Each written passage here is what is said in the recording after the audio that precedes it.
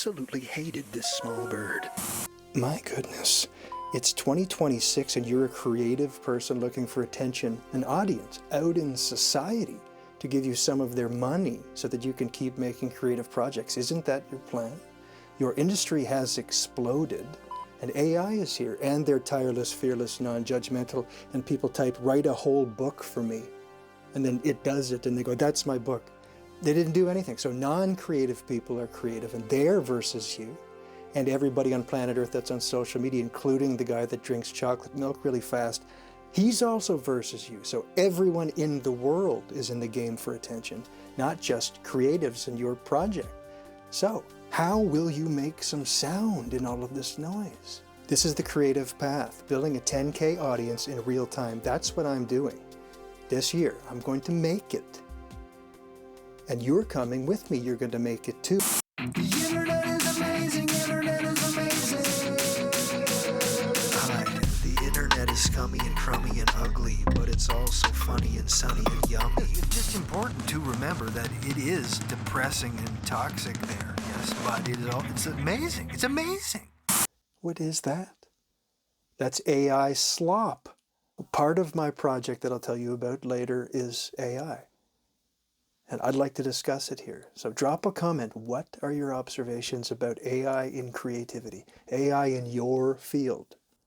This show, The Creative Path, Building a 10K Audience in Real Time, is where we're going to discuss the strategies, successes, and victories of this process.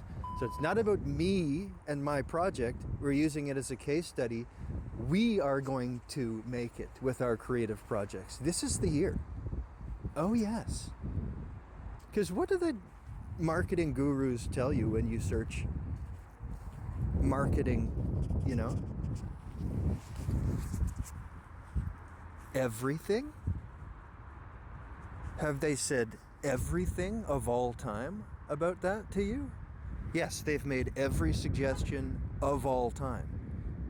So what do you do about the fake people and the chocolate milk guy? What are you gonna do? So let's try something in real time. We're gonna make it. We're gonna make it.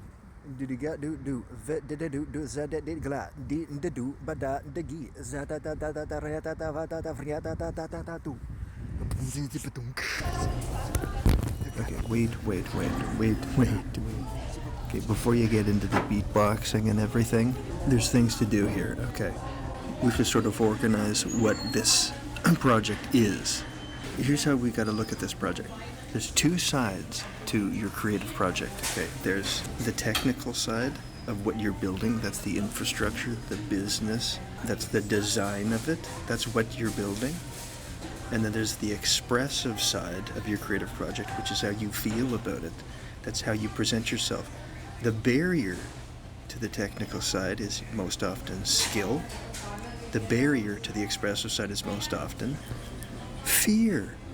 And so next week, we're going to get all into the strategic, technical design side of what my project is and what it looks like structurally and everything. This week, we're going to start on the expressive side because we have a duty to address the fear. What is stopping us in the first place from trying this stuff? From committing to the work, representing ourselves without fear of them, of you. Have you been in a comment section? Ooh, it's bad. It's rough out there in the game of society. People are nuts, man. Official study shows society hates almost everything. Bio-Chassis Pet. Your pet can live again as a vehicle by the makers of Bio-Chassis Human. And to look at this project, building a 10K audience in real time, we are on the expressive side looking at 3 strategies right now.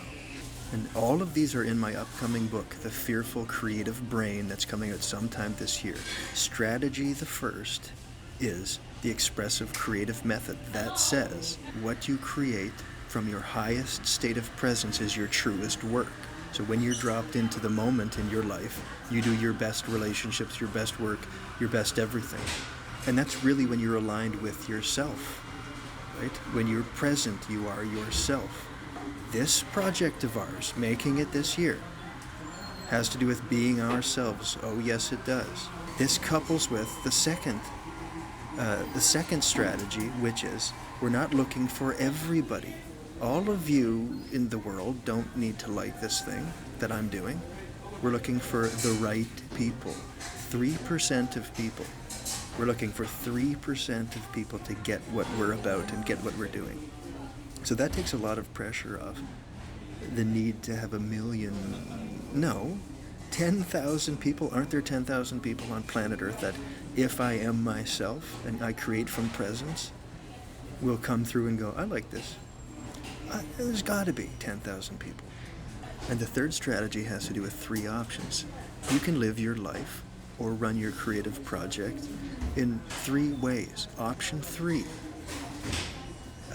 avoid risk at all costs because of fear in life, and morph into the common version of yourself and really never do anything, really. And a lot of people choose that. Option 2, try to guess what the audience wants from you and pander to that. So try to create what you think they want. The pandering method.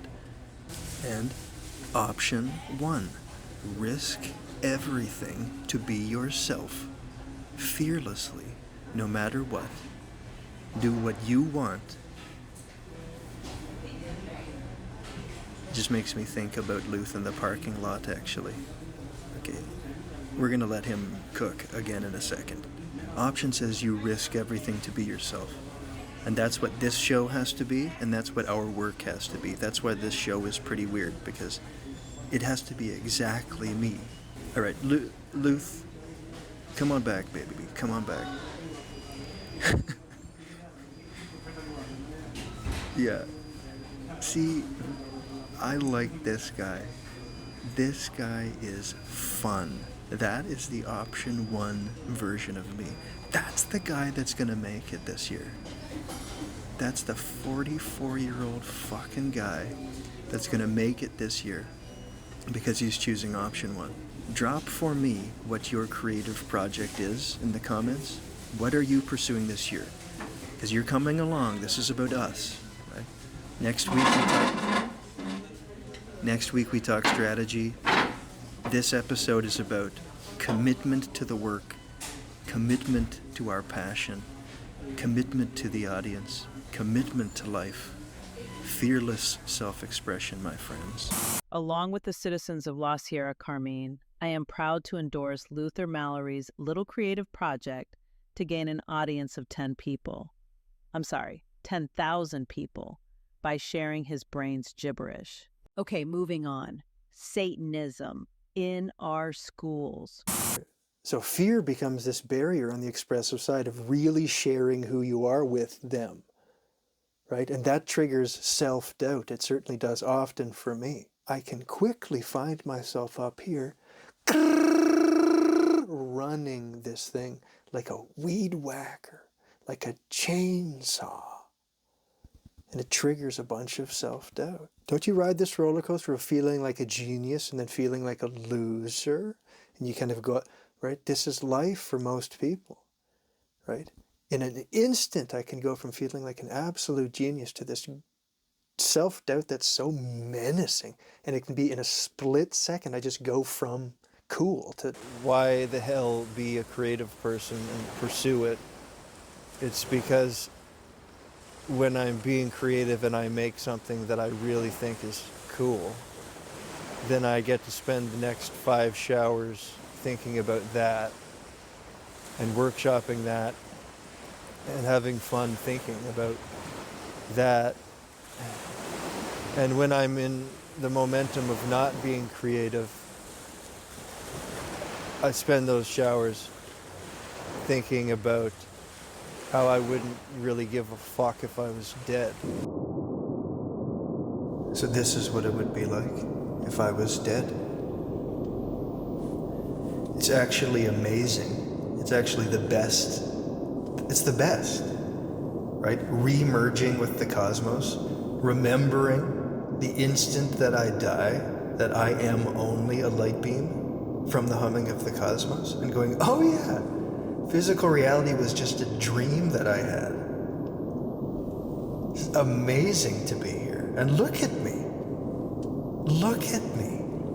I am gorgeous. I am a stunning entity, a pure expression of the universe. This is great.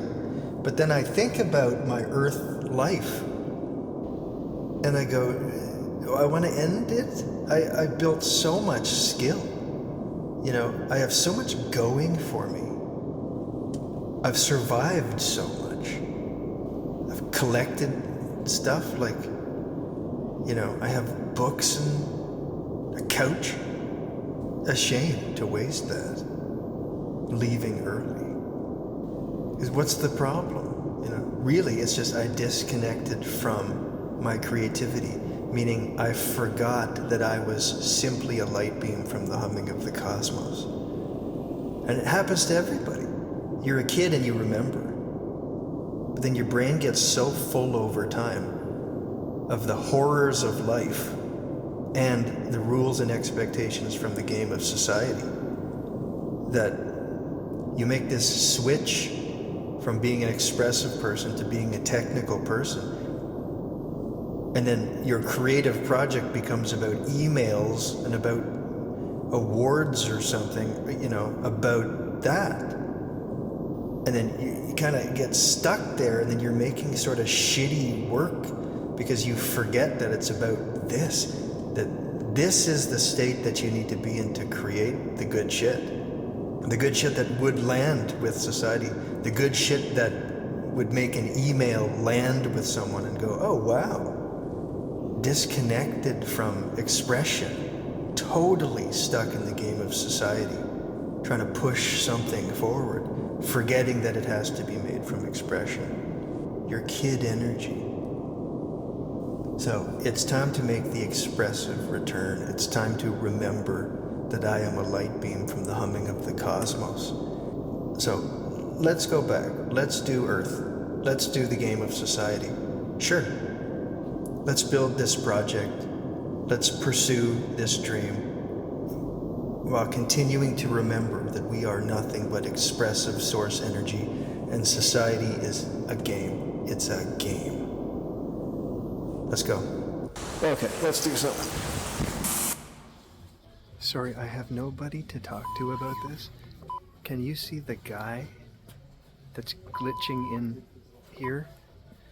For about 3 weeks, I've seen this guy with the long throat, and it seems to only be when I'm recording, and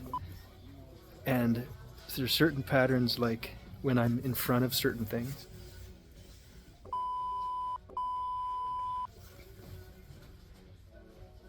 I don't know what that means.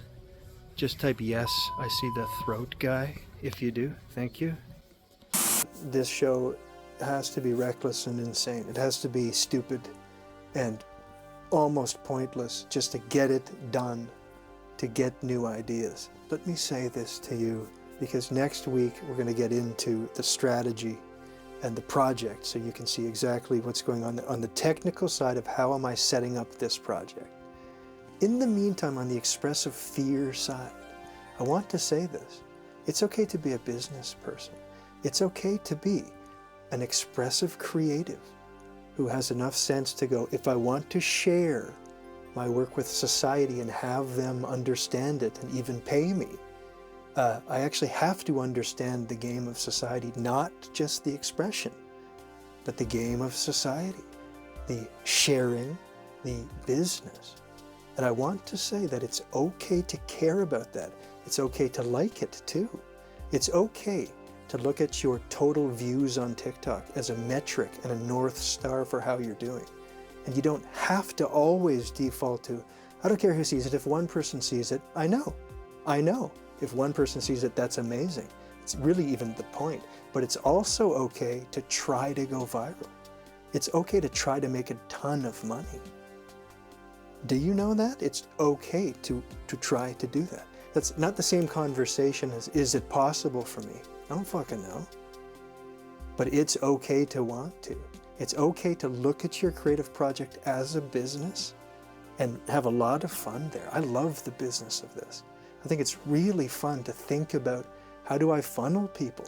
How do I monetize an audience? How do I look at this in terms of growth?